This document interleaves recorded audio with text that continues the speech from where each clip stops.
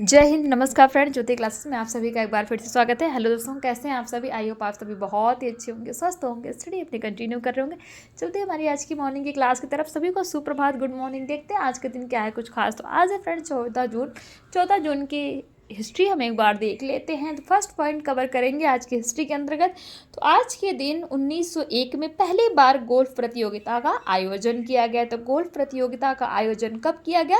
14 जून 1901 में। Second point देखेंगे, आज के ही दिन 1958 यानी कि 1958 को डॉक्टर सीवी रमन को कैम्ब्रिलिन में लेनिन शांति पुरस्कार से सम्मानित किया गया। और थर्ड पॉइंट आज की हिस्ट्री के अंतर्गत देखेंगे तो फ्रेंड 14 जून को कौन सा दिवस मनाया जाता है? तो 14 जून को वर्ल्ड ब्लड डोनेट डे अर्थात विश्व रक्तदाता दिवस के रूप में मनाया जाता है। जी हाँ, आज के दिन को हम किस दिवस के रूप में मनाते हैं? तो आज के दिन को हम वर्ल्ड ब्लड डोनेट डे अर्थात विश्व रक्तदाता दिवस के रूप में मनाते हैं। तो ये तो हमने देखा आज के दिन क्या है कुछ खास। अब चलते हैं हमारी होम साइंस की क्लास की तरफ। जैसा कि हम हमेशा करते हैं, अपनी मॉर्निंग की क्लास को स्टार्ट करने से पहले 2-3 पॉइंट्स हिस्ट्री के अंतर्गत देख लेते हैं, देन हम अपनी क्लास स्टार्ट करते हैं। तो देखते हैं हम, जैसा कि आप सभी जानते हैं, हम कर रहे हैं होम साइंस की सीरीज, जिसमें क्लास 6 से 12 की बुक को कवर कर रहे हैं। और अभी तक फ्रेंड्स हमारा क्लास 6 से 10 की बुक कंप्लीट हो गई है। हम आगे क्लास 11th में। आई होप आपने हमारी सारी प्रीवियस क्लासेस देखी होगी। नहीं देखी है तो प्लेलिस्ट में जा करके वहाँ पे जिस भी क्लास में आपको जो भी डाउट है आप देख करके अपने हर एक कॉन्सेप्ट को क्लियर कर सकते हैं, क्योंकि हमने हर एक टॉपिक को बहुत ही डिटेल में पढ़ा है। इतने डिटेल में पढ़ने का एक ही उद्देश्य है कि एक बार आप इस सीरीज़ को देखिए, समझिए, ताकि होम साइंस से रिलेटेड कोई भी डाउट आपके माइंड में ना रह जाए। चाहे आप किसी भी क्लास के लर्नर से किसी कॉम्पिटिटिव एग्जाम की प्रिपरेशन कर रहे हैं या फिर किसी भी फील्ड में होम साइंस से अपना करियर देख रहे हैं, सभी के लिए सीरीज़ काफ़ी हेल्पफुल होने वाली है। तो प्लीज़ चैनल पर फर्स्ट टाइम विजिट किए हैं तो चैनल को लाइक, शेयर और सब्सक्राइब करें। साथ ही साथ अपनी राय भी हमें कमेंट के माध्यम से बताएं, क्योंकि आपका हर एक रिस्पॉन्स हमारे लिए बहुत ही महत्वपूर्ण होता है। तो स्टार्ट करते हैं आज की क्लास। आज की क्लास में पढ़ेंगे फ्रेंड्स हम कसीदाकारी अर्थात एम्ब्रॉयडरी के बारे में हम आज की क्लास में चर्चा करेंगे। बट इसको स्टार्ट करने से पहले प्रीवियस क्लास में हमने क्या पढ़ा था एक बार क्विक रिवीजन कर लेते हैं।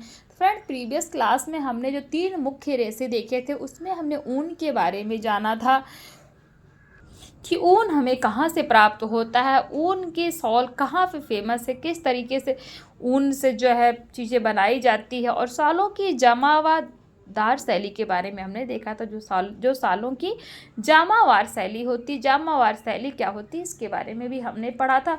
और कुछ क्वेश्चंस भी आपको एज अ होमवर्क के रूप में, ये देखिए आपको स्क्रीन पर दिख रहे होंगे, ये दिए थे। आई होप आपने इनको सॉल्व किया होगा।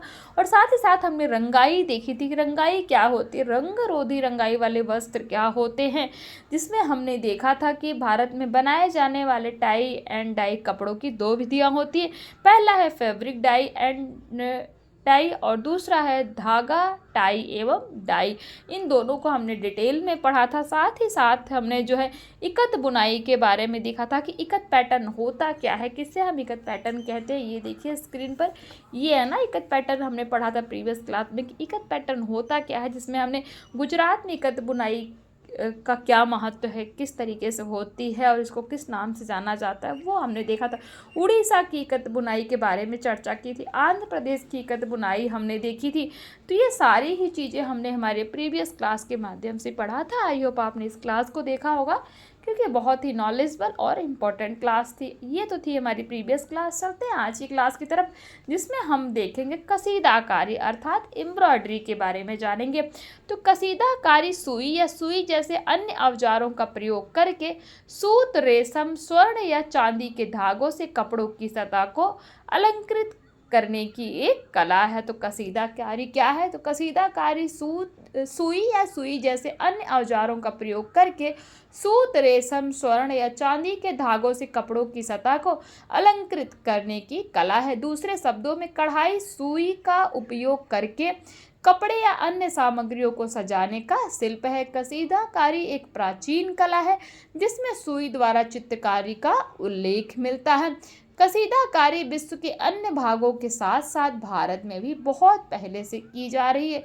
इसके प्रमाण निम्नलिखित है। नंबर 1 है, देश के सभी लोग सामाजिक और आर्थिक स्तर पर कसीदाकारी का प्रयोग करते हैं, जैसे खानाबदोश, पशुपालकों से लेकर शाही घरानों तक कसीदाकारी की जाती है। नंबर 2, सभी प्रकार के मोटे सूती कपड़े तथा ऊंट की ऊन से बने कपड़ों से लेकर अत्यंत महीन रेशमी कपड़े तथा पश्मीने तक के कपड़े पर भी कसीदाकारी का प्रयोग होता है। नंबर 3, सभी प्रकार की वस्तुओं और धागों, ऊन, रेशम, सूत के साथ दर्पण, कौड़ियों, सीपियों, कांच के टुकड़ों, मनकों, मड़ियों तथा सिक्कों पर भी कसीदाकारी का प्रयोग किया जाता है। यानी कि सिर्फ कपड़ों पर ही एम्ब्रॉयडरी नहीं की जाती, इसके साथ ही साथ दर्पण, कौड़ियों, सीपियों, कांच के टुकड़ों, मनकों, मड़ियों तथा सिक्कों पर भी कसीदाकारी का प्रयोग किया जाता है। ये आपको पता होना चाहिए। नंबर 4 है विभिन्न प्रकार की वस्तुओं जैसे निजी वस्त्र, घरेलू प्रयोग, घर की सजावट, धार्मिक स्थानों के लिए भेंट और जानवरों तथा पशुओं के लिए अलंकरण की वस्तुओं को बनाने में भी कसीदाकारी का प्रयोग होता है। कसीदाकारी को आमतौर पर एक घरेलू हस्तकला अर्थात हैंडक्राफ्ट माना जाता है, जिसे महिलाएं अपने खाली समय में कपड़ों या वस्तुओं को अलंकृत करने में या सजाने में करती हैं। इसके पश्चात भी कसीदाकारी देश के बाहर और भीतर व्यापार की वस्तु भी बन गई है। तो ये आपने आई होप समझ लिया होगा कसीदाकारी क्या और कसीदाकारी कहाँ कहाँ की जाती है। कसीदाकारी अर्थात एम्ब्रॉयडरी का मतलब सिर्फ ये नहीं कि हम कपड़ों पर ही एम्ब्रॉयडरी करते हैं, उनके साथ साथ बहुत सारी वस्तुओं पर भी हम एम्ब्रॉयडरी करते हैं और एम्ब्रॉयडरी को ही हम घरेलू हस्तकला अर्थात हैंडक्राफ्ट के नाम से भी जानते हैं। अब देख लेते हैं कसीदाकारी की कुछ शैलियाँ। तो कसीदाकारी की निम्नलिखित कुछ शैलियाँ हैं जिनका प्रयोग वाणिज्यिक स्तर पर होता है। फूलकारी, कसीदाकारी की पहली शैली क्या है? फूलकारी। फूलकारी का अर्थ क्या है देखते हैं। तो फूलकारी का अर्थ होता है फूलों का काम या फूलों की क्यारी। फुलकारी शब्द का प्रयोग दस्तकारी के लिए किया जाता है। यह पंजाब की दस्तकारी कला है। फुलकारी का प्रयोग चद्दर या शॉल के लिए भी किया जाता है। दूसरा शब्द है बाग। बाग का शाब्दिक रूप से उद्यान का भी यही अर्थ है। तो आपने देखा फुलकारी क्या है, तो फुलकारी फूलों का काम या फूलों की क्यारी। फुलकारी शब्द का प्रयोग दस्तकारी के लिए किया जाता है या पंजाब के दस्तकारी कला है। कहाँ की है? पंजाब की दस्तकारी कला है। फुलकारी का प्रयोग चद्दर या शॉल के लिए भी किया जाता है। दूसरा शब्द बाग का भी यही अर्थ है। बाग का मतलब शाब्दिक रूप से उद्यान का भी यही अर्थ है। फुलकारी मुख्य रूप से घर की महिलाओं और लड़कियों या उनके निर्देशन में घर की सेविकाओं द्वारा किया जाता था। कसीदाकारी मोटे सूती खद्दर, जो मोटे सूती के कपड़े होते हैं उसको क्या बोलते हैं? खद्दर। कपड़ों पर बिना बटे रेशमी लॉस से की जाती थी। किससे की जाती थी? रेशमी लॉस से की जाती है, जिसे पाट कहते हैं। क्या कहते हैं? पाट कहते हैं। बाग की भारी कसीदाकारी वाले कपड़ों में कसीदाकारी कपड़ों को पूरी तरह ढक लेती है। कपड़ों का मूल रंग केवल पीछे देखा जा सकता है। पारंपरिक रूप से फुलकारी विवाह उत्सवों से संबंधित थी और बाग फुलकारी दादी द्वारा अपने पोते की पत्नी के लिए या नानी द्वारा अपनी नातिन के लिए बनाए जाते थे। अर्थात जो फुलकारी होता था वो दादी द्वारा अपने पोते की पत्नी के लिए या नानी द्वारा अपने नातिन के लिए बनाए जाते थे। तो ये तो हमने देख लिया फुलकारी की शैलियों में पहला क्या देखा, कसीदाकारी की जो हम शैलियाँ देख रहे थे इसमें हमने क्या देखा? फुलकारी देख लिया। दूसरा जो शैली हम देखेंगे उसको देखेंगे कसूती। अब ये कसूती क्या है? फुलकारी देखिए इस तरह से किया जाता है। कसूती क्या है? तो कसूती फारसी शब्द कसीदा से बना है। मोस्ट इम्पॉर्टेंट आपको पता होना चाहिए कि कसूती किस शब्द से बना है। तो कसूदी फारसी का एक शब्द कसीदा है, उससे क्या बना है? कसूती। इसका प्रयोग कर्नाटक की कढ़ाई के लिए किया जाता है। कसूदी का प्रयोग, कसूती अर्थात कसीदा का प्रयोग कहाँ के लिए किया जाता है? तो कर्नाटक की एक कढ़ाई के लिए किया जाता है। कसूती मुख्यतः महिलाओं द्वारा फूलकारी की तरह बनाने वाला घरेलू शिल्प ही है। यह कढ़ाई का एक बहुत ही सूक्ष्म यानी कि छोटा रूप है, जिसमें कढ़ाई करने वाला कपड़े की बुनाई पैटर्न के अनुसरण करता है। कसूती रेशमी धागों की बारीक लड़ियों से रेशमी कपड़ों पर की जाती। कैसे की जाती है?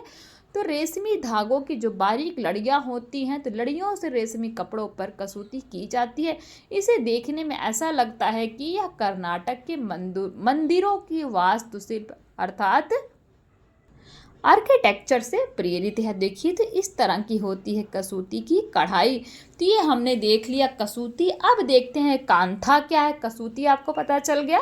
फूलकारी क्या होती है ये भी आपने देख लिया। हम क्या कसीदाकारी की शैली देख रहे हैं ना, जिसमें हमने फूलकारी के बारे में जाना, कसूती के बारे में जाना। कांथा क्या है, तो कांथा का प्रयोग बंगाल में कसीदाकारी के लिए किया जाता है। ध्यान दीजिएगा, कांथा का प्रयोग बंगाल में कसीदाकारी के लिए किया जाता है। कांथा पुरानी सूती साड़ियों या धोतियों की 3 से 4 परतों पर तैयार किया जाता है। कांथा कैसे तैयार किया जाता है, कैसे तैयार होता है कांथा, तो कांथा पुरानी सूती साड़ियों या धोतियों की 3 से 4 परतों पर तैयार किया जाता है। कांथा रजाई की कढ़ाई की तरह ही की जाती है, यानी कि कांथा की जो कढ़ाई होती है वो रजाई की कढ़ाई की तरह ही की जाती है, जिसमें छोटे सीधे टांके आधार कपड़ों की सभी परतों के बीच से जाते हैं। इस तरह से बने वस्त्रों को भी कांथा कहा जाता है। कांथा का प्रयोग कपड़ों के कमजोर भाग को मजबूत करने के लिए रफों में भी हो सकता है, लेकिन अब टांकों से उस पर बनी आकृति को भरा जाता है। इसका आधार सफ़ेद होता है और रंग बिरंगे धागों से कसीदा की जाती है, जिसे पहले पुरानी साड़ियों के किनारों से खींचा गया था। इन्हें धार्मिक स्थानों पर चढ़ाने के लिए विशेष अवसरों पर उपयोग के लिए बनाया जाता है। कांथा से बनाई गई वस्तुएं छोटे कंघीदान अर्थात कोम्ब केस, थैले और विभिन्न आकार की सालें आदि हैं। अब नेक्स्ट देखते हैं कसीदा। तो कसीदा कश्मीर में प्रयोग होने वाली कसीदाकारी है। कसीदा कहाँ प्रयोग की जाती है, तो कसीदा कश्मीर में प्रयोग होने वाली कसीदाकारी है। इसमें सुजनी और जलकदोजी, क्या ध्यान दीजिएगा, इसमें सुजनी और जलकदोजी 2 प्रमुख कसीदे हैं। कौन से 2 प्रमुख कसीदे हैं, तो एक है सुजनी और दूसरा है जलकदोजी। ये 2 प्रमुख कसीदे हैं। कश्मीर में ऊन की पर्याप्तता के कारण कसीदा ऊनी कपड़ों पर की जाती है, जैसे अत्यंत महीन सॉलों, मध्यम मोटाई के लबादों और मोटे नब्दों पर सालों और महीन ऊनी कपड़ों पर कसीदाकारी का आरंभ बुनाई के दौरान होने वाली कमियों को दूर करके हुआ था। इसके पश्चात बुनाई के लिए रंग बिरंगे पैटर्न की नकल की गई, जिसमें चीनी कसीदाकारी की शैलियों को भी मिलाया गया, जैसे सॉटिन स्टिच और छोटा तथा लंबा स्टिच। सुजनी कसीदे में वह सभी स्टिच शामिल हैं जो सतह पर सपाट होते हैं और कपड़ों के दोनों ओर एक समान दिखते हैं। सुजनी कसीदा रेशम के धागों से विविध प्रकार के रंगों और शेडों में किया जाता है, जिससे डिज़ाइन प्राकृतिक लगे। जलकदोजी एक चेन स्टिच कसीदाकारी है। ध्यान दीजिएगा, जलकदोजी जो है वो किस प्रकार का कसीदाकारी है, तो जलकदोजी एक चेन स्टिच, कैसा, एक चेन स्टिच कसीदाकारी है, जिसमें आरी का प्रयोग होता है। किसका प्रयोग होता है, जलकदोजी कसीदाकारी में आरी का प्रयोग होता है। आरी एक हुक है जिसका प्रयोग मोचियों द्वारा किया जाता है। शुरुआत में जलकदोजी नमदों पर ही किया जाता था, परंतु अब सभी प्रकार के कपड़ों में इसका प्रयोग किया जाता है। तो ये हमने देख लिया कसीदा के बारे में। गुजरात के कसीदे देखिए। गुजरात विभिन्न संस्कृतियों के डिजाइनों तथा तकनीकों के सम्मिश्रण के लिए प्रसिद्ध है।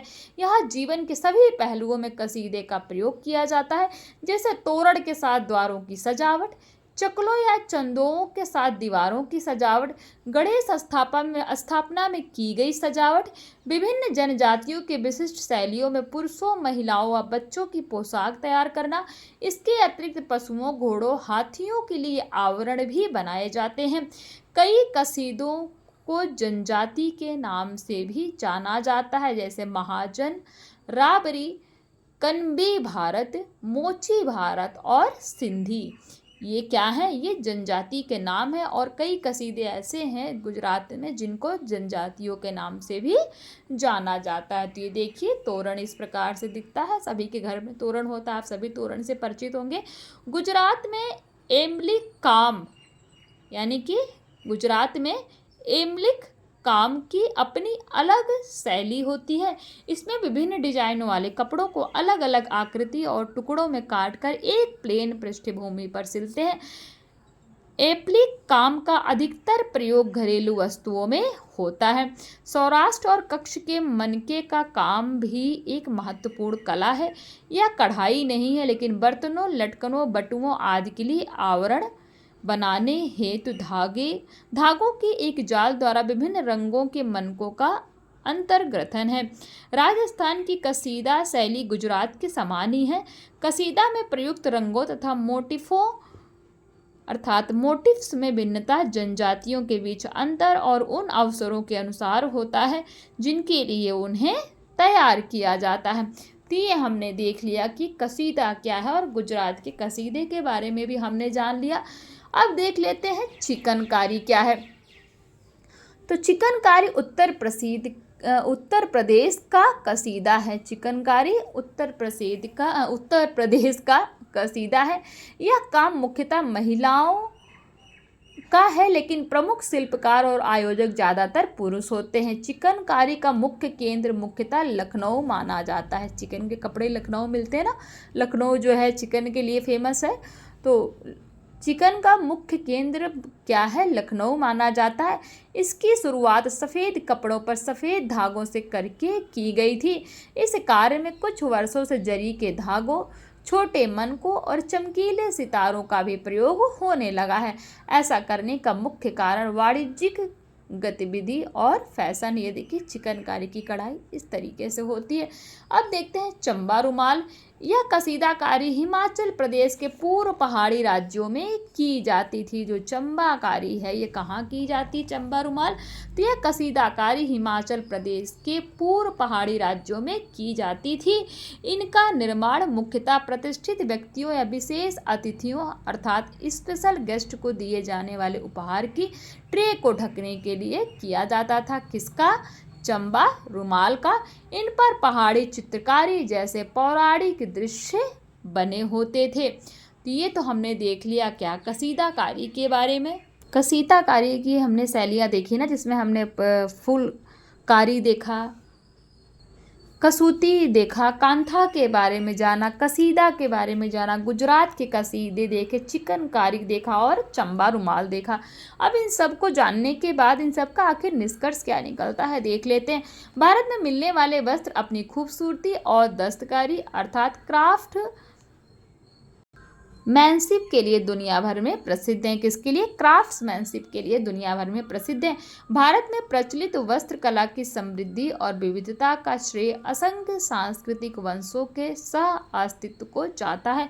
भारत में विशिष्ट भौगोलिक प्रदेशों की कपड़ा उत्पादन के साथ जुड़ी सदियों पुरानी परंपराएं हैं, जो विभिन्न रेशों के वर्गों के रूप में जैसे सूत, रेशम, ऊन तथा विभिन्न निर्माण प्रक्रियाओं के रूप में जैसे कताई, बुनाई, रंगाई व छपाई है। बदलते समय के साथ साथ उत्पादन केंद्रों ने डिजाइन, रंग, अलंकरण और विशिष्ट उत्पादों के लिए उनके उपयोग की दृष्टि से स्वयं अपने सिद्धांत विकसित किए हैं। ऐसे कई केंद्र सामाजिक और आर्थिक रूप से जीवन में महत्वपूर्ण बने हुए हैं, जो न केवल धार्मिक एवं सामाजिक रीति रिवाजों से संबंधित वस्तुओं के उत्पादन के लिए बल्कि ऐसे वक्तव्य देने के लिए भी महत्वपूर्ण हैं जो समसामयिक प्रयोग के लिए सही होते हैं। इस प्रकार नए डिजाइन वाले विविध उत्पाद पारंपरिक वस्त्रों का विकल्प बनने का प्रयास कर रहे हैं। भारतीय वस्त्र की लगभग सभी परंपराएं अभी भी विद्यमान हैं। ध्यान दीजिएगा, भारतीय जो वस्त्र हैं उन वस्त्रों की लगभग सभी परंपराएं अभी भी हैं तथा नए डिजाइनों के विकास ने सदियों पुरानी परंपराओं को केवल समृद्ध ही किया है।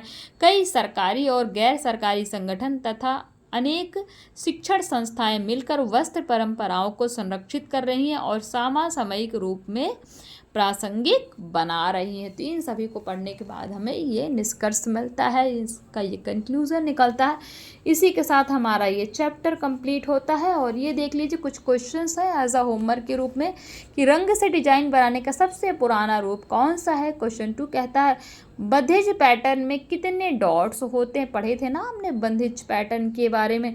थर्ड क्वेश्चन है, उड़ीसा में इकल प्रक्रिया को क्या कहा जाता है। जो हमने इकत प्रक्रिया के बारे में पढ़ा था, तो उड़ीसा में इकत प्रक्रिया को किस नाम से जाना जाता है। क्वेश्चन फोर्थ कहता है, कांधा का प्रयोग बंगाल में किसके लिए किया जाता है। और क्वेश्चन फिफ्थ कहता है, चिकनकारी किस राज्य का कसीदा है। अभी हमने जस्ट ही पढ़ा था। चिकनकारी कमेंट के माध्यम से बताइए किस प्रकार का कसीदा है। और ये देख लीजिए, जो हमने ये सारे पॉइंट्स पढ़े सबको एक डेफिनेशन के तौर पे वन लाइनर आप बोल सकते हैं। तो इन्होंने लिखा है कि ब्रोकेड, बताइए ब्रोकेड क्या है। आप बोल सकते हैं यह एक पैटर्न वाला बुना हुआ कपड़ा होता है। ब्रोकेड किसको कहते हैं, यह एक पैटर्न वाला बुना हुआ कपड़ा होता है। कढ़ाई वाले कपड़ों के विपरीत ब्रोकेड के पैटर्न कपड़े में बुने जाते हैं। मलमल क्या है, तो यह सरल बुनाई वाला सूती वस्त्र है। मलमल क्या है, यह एक सरल बुनाई वाला सूती वस्त्र है। इसका दूसरा नाम मसलिन भी है। मलमल को और किस नाम से जानते हैं, मसलिन के नाम से जानते हैं। अब नेक्स्ट है, जामदानी क्या है, तो यह बंगाल के सबसे महीन मलमल वस्त्र हैं। जामदानी साड़ियाँ स्त्रियों की प्रिय वस्तु रही हैं। यूनेस्को द्वारा इसे विश्व विरासत सूची में शामिल किया गया है। किसको, जामदानी को। तो जामदानी को यूनेस्को द्वारा विश्व विरासत सूची में शामिल किया गया। नेक्स्ट जो है हमारा वो है किन ख्वाब क्या होता है, पढ़ा था ना हमने किन ख्वाब के बारे में। तो वाराणसी उत्तर प्रदेश में किन ख्वाब स्थित है, जहाँ विशेष शैलियों में बुनाई की प्राचीन परंपरा रही है। उसका अत्यधिक लोकप्रिय उत्पाद ब्रोकेड या किन ख्वाब है। वाराणसी कपड़ों की उच्च कीमत, शोभा एवं सौंदर्य के कारण इसे किन ख्वाब नाम दिया गया। इसका अर्थ होता है ऐसी वस्तु जिसका आदमी सपना भी नहीं देख सकता। तो वो यहाँ पे कहाँ पे मिलता है, किन ख्वाब में मिलता है। टेपेस्ट्री क्या है, इस बुनाई में असमतल बाने के सिद्धांत का प्रयोग किया जाता है। इसमें रंग बिरंगे धागे का प्रयोग किया जाता है, जिसके कारण कपड़ा दोनों ओर से एक जैसा दिखाई देता है। टाई एंड डाई क्या है, कपड़े पर एक सुंदर पैटर्न बनाने के लिए रंगों को मिलाने की कला ही क्या कहलाती है, टाई एंड डाई। पटोला किसे कहते हैं, तो एक डबल इकता बुनी, ध्यान दीजिएगा, एक डबल इकत बुनी हुई साड़ी है जिसे सामान्यतः रेशम से बनाया जाता है, तो उसी को हम पटोला कहते हैं। कसीदाकारी क्या है, सुई या सुई जैसे औजारों का प्रयोग करके सूत, रेशम, स्वर्ण या चांदी के धागों से कपड़ों की सतह को अलंकृत करने की कला ही क्या कहलाती है, कसीदाकारी अर्थात एम्ब्रॉयडरी कहलाती। फूलकारी क्या है, यह एक तरह की कढ़ाई होती है जो चुनरी दुपट्टों पर हाथों से की जाती है। ध्यान दीजिएगा, फूलकारी क्या होती है, आपसे कोई पूछ ले तो आप बता सकते हैं कि फूलकारी एक तरह की कढ़ाई होती है जो चुनरी दुपट्टों पर हाथों से की जाती है। कसीदा क्या है, कश्मीर की एक कढ़ाई शैली है जो इस क्षेत्र के पुरुषों द्वारा की जाती है। तो ध्यान दीजिएगा, कसीदा कौन करता है, कश्मीर के जो पुरुष होते हैं उनके द्वारा कसीदा की जाती है और ये कश्मीर की एक कढ़ाई की शैली। चिकनकारी क्या है, भारत में की जाने वाली उत्कृष्ट और महीन कसीदाकारी का प्रकार है। यह सामान्यतः सादे मलमल पर सफ़ेद सूती धागे से की जाती है। तो आई होप आपको पता लग गया होगा, बहुत ही इंपॉर्टेंट है, मोस्ट इंपॉर्टेंट फ्रेंड्स। प्लीज़ आप इसका स्क्रीनशॉट ले लिए, जितने भी अभी हमने पढ़े, ब्रोफिड के बारे में पढ़ा, जामदानी क्या होता है, किन ख्वाब, तो प्लीज़ इनका स्क्रीनशॉट ले लीजिए, जो इनको आपको पता होना चाहिए वन लाइनर के अंतर्गत, क्योंकि बहुत इंपॉर्टेंट है। इन सभी के बारे में अगर आप जानते रहेंगे तो ईजिली आप अगर क्वेश्चन अगर एग्जाम में बनता है तो ईजिली आप उसको सॉल्व कर सकते हैं। तो आज की क्लास को यहीं तक रखते हैं, इसी के साथ हमारा ये चैप्टर कंप्लीट होता है। नेक्स्ट क्लास में हम करेंगे इसी चैप्टर से रिलेटेड कुछ क्वेश्चन आंसर्स की प्रैक्टिस। आई होप आज अभी तक हमने जितनी भी पढ़ाई की वो सारे ही कॉन्सेप्ट आपको क्लियर हुए होंगे। फिर भी कोई डाउट रह जाता है तो आप कमेंट के माध्यम से पूछ सकते हैं, और मिलते हैं हमारी नेक्स्ट क्लास में। तब तक के लिए जय हिंद, नमस्कार। और हाँ फ्रेंड्स, अगर क्लासेस समझ में आ रही, कॉन्सेप्ट क्लियर हो रहा है तो जाते जाते चैनल को लाइक, शेयर और सब्सक्राइब करें और अपना एक प्यारा सा कमेंट ज़रूर छोड़ के जाएं, क्योंकि आपका हर एक रिस्पॉन्स हमारे लिए बहुत महत्वपूर्ण होता है। मिलते हैं हमारी नेक्स्ट क्लास में, तब तक के लिए जय हिंद, नमस्कार।